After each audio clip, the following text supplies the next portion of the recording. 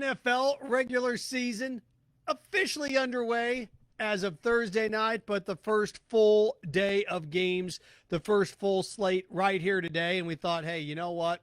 Why not? Moving the podcast up a little bit earlier in the day today, the Facebook Live feature a little bit earlier in the day today. Why? Why not?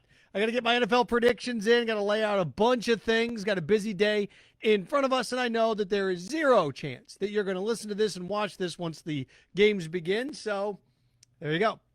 Smart, always ahead. Where to begin? Well, we got a couple of things on the docket, as we always do for you, the big three.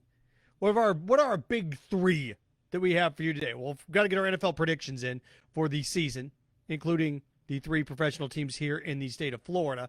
So we've got that in order or in store for you. Tim Tebow gets touched up in a new book by Jason Cole. It's called Relentless. It's about John Elway.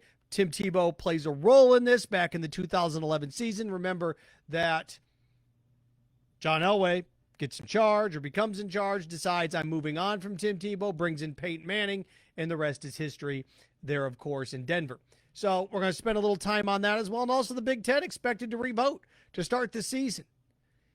If the Big Ten takes a step back and decides to play, great. Now, here's a chance for the ACC and SEC and Big 12 to do the right thing. We'll tell you what the right thing is in regards to the Big Ten and you, the fans, and me, the fans. So many times people's ego and self-worth people are way too proud of themselves. Way too proud of themselves. And you always have to ask yourself when it comes to this, is this in my best interest, in my ego's best interest, or everybody's best interest? Most of the time, it's in everybody's ego's best interest, not what's in the best interest of everybody. That's the toughest thing about my job and what I do for a living. You can't do what's in your best interest. You have to do what's in your listener's best interest, your consumer's best interest. What are the subjects that they care about? Are you talking about those subjects, or is this about you and your ego? So that's what the ACC, Big 12, and SEC are going to show us here in the next week or so. All right, let's begin with the NFL predictions, since it is game day, baby. Where to start? I'm going to start with the big three in the state of Florida, tell you what's going to happen with each of those three, then I'm going to do an overall arcing rundown of the entire season for the entire NFL. Let's start off with the Jaguars first. They're not going to be good, but they're not going to be nearly as bad as everyone says they're going to be. They're not. I got the Jaguars going 4-12, and here's why. 4-12 for the Jaguars. That 4-12 is where I have them going. Why? Well, Gardner Minshew's playing for his career, right? Or at least a chance to be a everyday starter in the National Football League. So Gardner Minshew's playing for a career under center. On top of that, yeah, you may have moved some guys around and traded some guys around and dumped some guys. You have DJ Chark as a wide receiver. D.D. Westbrook's in a contract year. We have Kyle Rudolph now at tight end, right? That offensive line may not be great, but Brandon Linder's making $9 million a year. He's playing for his year, or he's got 1 year options basically going from here on out, right? You have Juwan Taylor in his second year at right guard. You swing over to the left side of the ball, and you have Andrew Norwell. You've got guys that are playing for careers that are in contract years. Defensively, they're going to struggle a little bit. They are. But offensively, you've got guys that are, Avery Jones is in the final year of his deal, right at $4 million. You got a lot of guys that are in contract years here. So that's what I look at. Plus, you have a last place schedule. Jaguars aren't going to be very good, but they're not going to be 0-16, 1-15 bad. They're not. 4-12 for the Jaguars this year. The Miami Dolphins. Look, this division, you'd think that it would be Buffalo. You would, with Cam Newton at quarterback for the Patriots, but what have the Patriots lost? 2 divisions the last 16 years? Something like that? Now, Tom Brady's gone. I get it. But one of those divisions that they won was without him. A double-digit win season without him. It's a different world, right? It is. It's a different world now. Where the Dolphins sit and Tua Tagovailoa and not playing him this year, is it the right thing to do? Well, there's always this propensity we got to get, the young rookie in eventually at some point. Why? Because the fans have got to gravitate towards him and buy tickets. Well, that's not a worry this year, is it? There is no reason to rush any quarterback this year because you don't have fan pressure. You don't have fan pressure. There's no reason to rush a rookie quarterback. So if I am the Miami Dolphins, Tua Tagovailoa, I'm taking my sweet time. It's not a great division, but, 2 games against the Jets, 2 games against the Bills, 2 games against the Patriots, plus the schedule that the Dolphins have coming up where they picked in the draft. Last place schedule as well, right? So I look at the Dolphins as a 5-11, 6-10 team. I'm going to go with 5-11 for the Miami Dolphins this year. Tua Tagovailoa, look, unless Ryan Fitzpatrick gets hurt or Tua Tagovailoa is extremely healthy late in the year, the Dolphins should do with Tua what the Jaguars did with Patrick Mahomes. Would have been nice if the Jaguars drafted Patrick Mahomes. What the Chiefs did with Patrick Mahomes. Dolphins are a 5-11 football team. The Tampa Bay Buccaneers are going to be good. Are they going to be great? No, because you still have a 42-year-old quarterback. You have Rob Gronkowski that hasn't played in, 2 years? So you're going to have some growing pains here, and that's just the way the Patriots and Tom Brady worked with growing pains, testing things out. Bruce Arians, this thing's going to be an offensive weapon. It's going to be a juggernaut. It is. Tom Brady's health, of course, is everything here. Leonard Fournette, his ability to run the football makes a big difference in giving Tom Brady some breathers. And let's face it, the Patriots were really good when they had a dynamic running game, whoever that running game was, to go along with Tom Brady. You had Leonard Fournette. If Leonard Fournette can duplicate what he did in Jacksonville last year, 1,100 yards rushing, 400 yards receiving, 500 yards receiving, touchdowns in the red zone, don't worry about that. Just it's the controlling of the clock and keeping drives on the field. I think the Buccaneers will be really good. I got the Tampa Bay Buccaneers going 11-5 this year. Tampa Bay Buccaneers 11-5. So Jaguars 4-12, Dolphins 5-11, and the Buccaneers 11-5. Let's get to the predictions right now for the National Football League 2020 style, and I'll give you my MVP, Coach of the Year, and all that. Super Bowl coming up here. In the NFC South, I've got the Buccaneers winning the NFC South, going 11-5 under Tom Brady. I think this has a lot to do with schedules and what the Buccaneers schedule is as opposed to what the Saints schedule is going to be. First place schedule as opposed to not a first place schedule. And on top of that, let's face it, Drew Brees is not young in the tooth either. And I saw him get hurt last year. I haven't seen Brady. Brady's arm was sore. I get it. He was banged up a little bit, but just balancing those two out, plus the weaponry that the Bucs have. Tampa Bay 11-5. The Bucs go 11-5, and the Saints go 10-6. So I have the Saints winning a wild card at 10-6, and the Buccaneers at 11-5. NFC North, I've looked at this, and I think the Vikings have a chance to be good. I just don't trust Kirk Cousins. I don't. The Bears, Mitchell Trubisky just beat out Nick Foles. Okay. The Lions, sorry, gang. That's one of those things I believe it when I see it. I look at this, and the Packers last year were, a 12, 13-win football team? Their draft left a lot to be desired. But as long as Aaron Rodgers is healthy and upright, it's the best team in the division, isn't it? The Packers win this division at 11-5. The NFC East, Dallas Cowboys, Eagles. I looked at this too. The Giants. I'm not ready to believe in the Giants quite yet. The Washington football team. Yeah, right. Let's not forget, Dak Prescott is in a contract year at quarterback. He wants Patrick Mahomes money on steroids. Cowboys win this division. I got the Cowboys going 10-6. Eagles, 9-7 type of football team, but they're on the outside looking in when it comes to a wild card. And in the NFC West. Now, there's one of these things. I caught a lot of flack for this last year because I predicted the Rams wouldn't go to the postseason. I was right. Didn't get everything right, but got that one right. At the beginning of the year, my Super Bowl was the Packers and the Chiefs. Was my Super Bowl last year, by the way.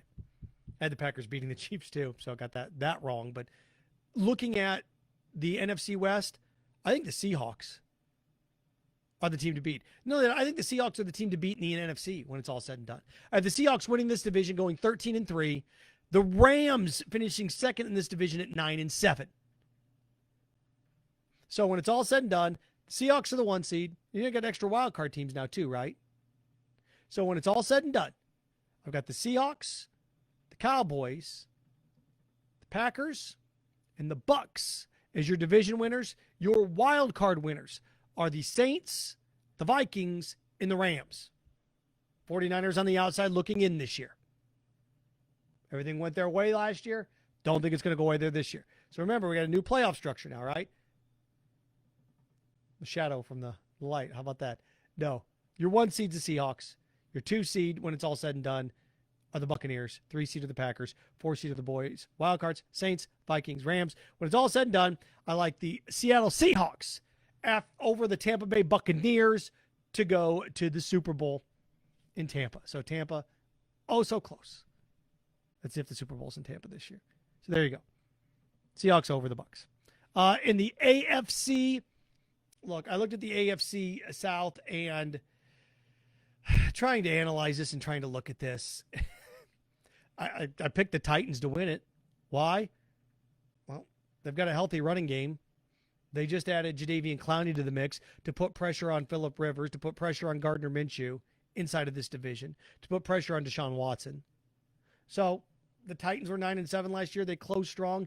And you add Jadeveon Clowney to the mix to put pressure on quarterbacks in this division. Titans win this division. I have the Titans going 10-6. And I've got the Colts winning a wild card in this division going 9-7. Phillip Rivers, I think the Colts dynamically are strong. That pushes them over the top in terms of a wild card. In the NFC North, the Ravens are still the Ravens. Lamar Jackson had a great year last year. Probably should have won the MVP last year. So I still like the Ravens to win the NFC North, or excuse me, the AFC North when it's all said and done. And I have the Steelers winning a wild card. Steelers get back on track. Steelers get back to the postseason. I know Ben Roethlisberger's been banged up. Again, it depends on what the schedule is. You looked at what they did late last year and how the job that Mike Tomlin did with all the injuries that they had in Pittsburgh. Ravens win the division 11-5. Steelers win a wild card at 10-6. The Patriots in the AFC East, I looked at this and, the Bills and what they've done with Josh Allen and the Dolphins, the Jets, still the Patriots. Even with Cam Newton there, still going to go with the Patriots, although it's not going to be a great division. I have the Patriots winning this division at 9-7. And the Kansas City Chiefs in the AFC West. When it's all said and done, the Chiefs run away with this division. The Chiefs win 14-2 is what the Chiefs do in this division. And I have the Raiders snatching that other wild card slot. I think it's finally time, John Gruden, 3rd year, that they finally get over the hump in Vegas. So when it's all said and done, your division winners in the AFC, the Chiefs in the West, the Patriots in the East, the Ravens in the North, and the Titans in the South. Your wild cards are the Steelers, the Colts, and the Raiders. It's all said and done. The dust settles. I like in the AFC, I like the Chiefs over the Ravens to go to the Super Bowl. So your Super Bowl matchup is the Chiefs and the Seahawks. The Chiefs and the Seahawks Super Bowl this year in Tampa. Before I get to who's going to win that Super Bowl when it's all said and done, some accolades, some regular season accolades. Russell Wilson is going to be your offensive MVP of the league. I think they're going to be the best team in the NFC. And Patrick Mahomes is going to have a great year too. I just think Russell Wilson will win the MVP. Taking a step back or looking at the other side of the ball, defensively, Aaron Donald is the easy pick. I'm going to go with Joey Bosa as defensive player of the year. Healthy, massive new contract. Joey Bosa. Plus, Joey Bosa gets a chance on some big stages there against Patrick Mahomes. So, Joey Bosa is your winner of defensive player of the year. Rookie of the year, Joe Burrow at the quarterback position. It's easy to go with, Edwards-Helaire after what he did on Thursday night. That's the easy pick. I'm not doing that. I'm going to go with Joe Burrow. Why?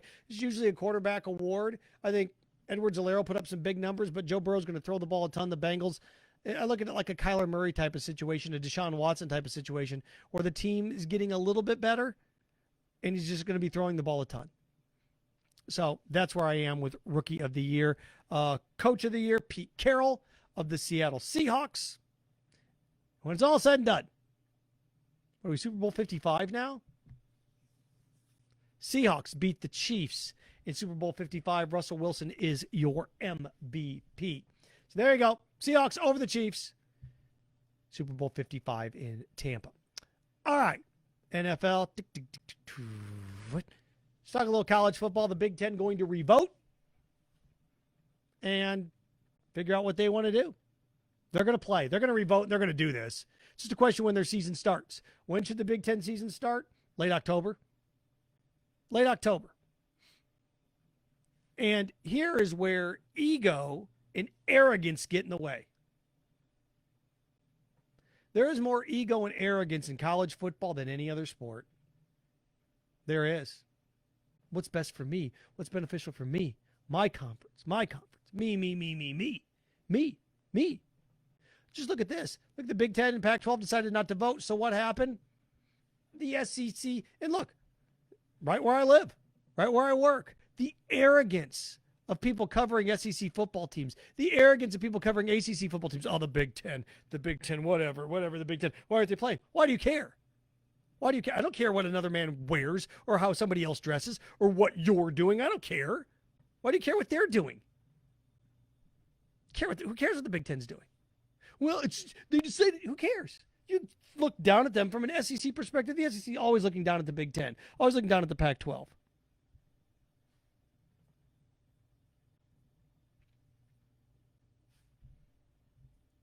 Wolves do not lose sleep over the opinions of sheep, right? Cliches, but cliches are cliches for a reason because they're true. Well, now the Big Ten's going to vote on this. Okay, if the Big Ten comes back, Big Ten's going to play. Target date, late October.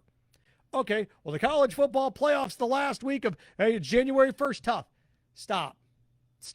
There's an easy solution to this. There's an easy solution to this if John Swofford in the ACC, good gracious, just looking up and down the line, Greg Sankey in the SEC, if everybody will just swallow their pride, you could have the single greatest weekend in the history of football.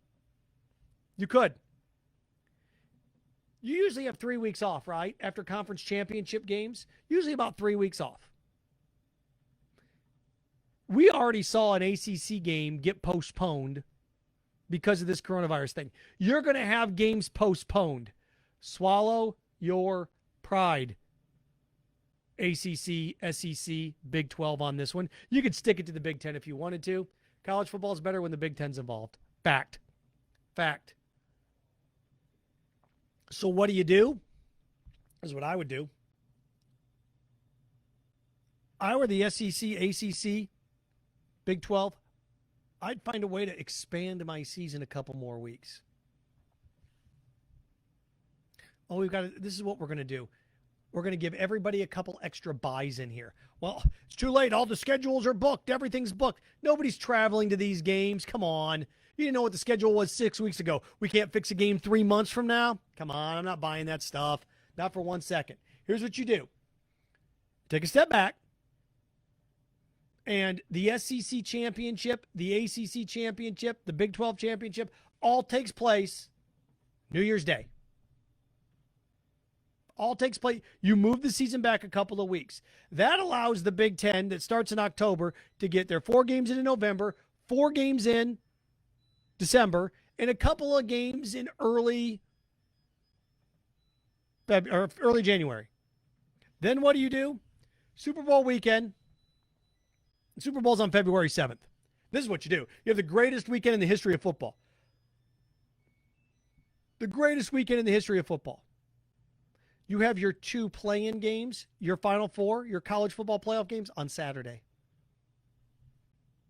You have your Super Bowl on Sunday. And then your national championship takes place that next Sunday or that next Monday. That's what you do. That way the Big Ten can be involved. That's what I would do. It's exactly what I would do. Move the college football playoff to the Saturday before the Super Bowl. Everybody wins. Everybody wins. That's if the Big Ten decides they want to play this year. As long as they start it in October, and you're going to have about a 3 or 4 game swing difference in terms of when this season wins, this one's not. Move the college football playoff to Super Bowl Saturday. 2 college football playoff games on Saturday, Super Bowl on Sunday. Then the next Sunday, you can have the national championship in college football, or the next Monday. That's if people want to swallow their ego. A lot of people don't. I want to stick it to the Big Ten. Okay, fine. Stick it to them. Your watered down product. When somebody's available, and you choose not to play them, kind of cowardice. It is. Lastly, there's a new book out, Jason Cole, excuse me. Relentless, about John Elway. There's a couple of excerpts in there about Tim Tebow.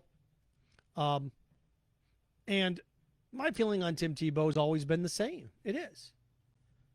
Especially with baseball. I want to see Tim Tebow succeed with the Mets organization. Why wouldn't you? If Tim Tebow goes and ends up being a Major League Baseball player for the Mets just for a year, and he hits 250 and hits 8-9 home runs, that's a great story. If you want Tim Tebow to fail at baseball, you're a turd. You're a turd. I've also sat here and said Tim Tebow wasn't an NFL quarterback. He just wasn't. Completing 3 passes and having the Denver Broncos kick 3 field goals and winning 9-7 isn't a long-term plan in the NFL, and that's exactly what happened. Well, this new book, Jason Cole, talking about John Elway, it's not very kind to Tim Tebow. And some of it's fair, some of it's not. He's called the most self-centered, humbled guy that anyone's ever dealt with. Okay, so what? So what? He charged $50,000 to speak at churches. So what? He did. And was it John Elway? In the book, they talk about John Elway's wife wanted Tim Tebow to speak at her church. And Tim Tebow's brother wanted to charge $50,000. So what? So don't have him come then. I'm not going to get on Tim Tebow because he's asking for $50,000 to speak at an event. It's a church event, though. So you don't pay taxes. Use the money that you normally pay in taxes. You had no problem receiving bailout money. You're in a church, you want to spend $50,000 for Tim Tebow to speak? Fine. You don't. I'm not going to fault Tim Tebow because he's charging $50,000 to speak at churches. You want to give him the money, give him the money. But you can't sit there and say, "Oh, it's not fair. It's not." No, we're not doing that. No. And also this whole thing that you want to be critical of that? Come on. And then also talking about things how he really didn't care necessarily about how to play run. The minute something went wrong on a play, he'd scramble because he didn't prepare and he didn't know what to do. That's fair criticism because he didn't. That's why the Patriots drilled the Broncos in the playoffs that year, because Bill Belichick said, "Hey, guess what, gang? I'm going to rush 3 people. Tim, I want you to throw the ball 35 yards down the field on an out. I want you to take the ball, and I want you to place it on the sideline 35 yards down the field. Go for it. I dare you." Brought the safeties up, pushed everything to the sidelines, made Tim Tebow throw passes that he couldn't throw. And then everybody looked around and said, "Oh, there's the end of that. There's the end of that." That's what happened. Criticism of Tim Tebow, NFL football style, 100% fair. Criticism of Tim Tebow because he charges $50,000 or his brother wanted to charge $50,000 to speak at a church, not fair. You don't have to pay it. You don't have to do it. So, there's where, and that's why I've always been with Tim. Look, good person. I want to see him succeed in baseball. If he wants to charge $50,000, fine. I do think it's funny that people get mad at kneeling now over protests, even though nobody is really kneeled. But we're okay with him kneeling. Like people like to reverse that. People like to spin that around and say, "Hey, you were upset with Tim Tebow for kneeling, but you're not upset with these protesters for kneeling." No, you were the exact opposite 7-8 years ago. He should be allowed to kneel. You can't kneel. You were the first hypocrite, not these people. True story. Harp on Sports, The Bar, the podcast, Harp on Sports, Audio Media Radio Network. Again, follow, share, follow, like. Recapping things here really quick. My Super Bowl predictions, my NFL predictions, when it's all said and done. Seattle Seahawks are your 1 seed in the NFC. I'm going through this right now. Buccaneers are your 2. Packers are your 3. Cowboys are your 4. Your wild cards are your Saints, the Vikings, and the Rams. When it's all said and done, the Seahawks beat the Buccaneers to head to Super Bowl 55 in Tampa. In the AFC, the Chiefs are your 1 seed. The Ravens are your 2. Titans are your 3. Patriots are your 4. Your wild cards in the AFC are the Raiders, the Steelers and the Colts. When it's all said and done, the Chiefs dump the Ravens. You have a Chiefs-Seahawks Super Bowl. The Seahawks win Super Bowl 55. This has been The Bar. Consume it at Harp on Sports Twitter, at Harp on Sports Instagram, Facebook, the Harp on Sports Facebook page, Harp on Sports YouTube channel. Like, follow, share, follow, like, be a part of it. Enjoy your opening day. It is. It's really opening day in the National Football League, the first Sunday of the year. Enjoy. Take care. Look forward to speaking with you in the middle of the week. Remember, stay focused, stay strong, stay clean. Frankenstein. Have fun with your friends.